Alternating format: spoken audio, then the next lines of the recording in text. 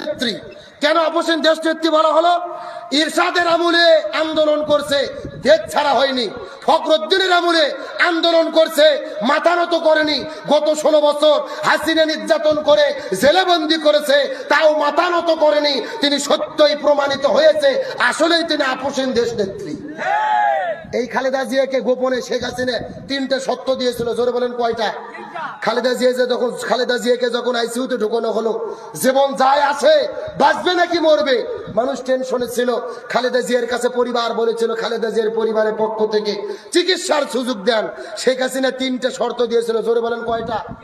1 নম্বর শর্ত, খালেদা জিয়ার বিরুদ্ধে যত মামলা দেওয়া হয়েছে, যত অভিযোগ দেওয়া হয়েছে, সব অভিযোগ মেনে নিয়ে হাসিনার কাছে ক্ষমা চাইতে হবে।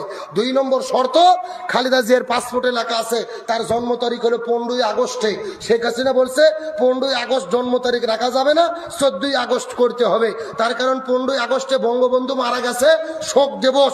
এই শোক দিবসে কারু জন্ম হওয়া যাবে না।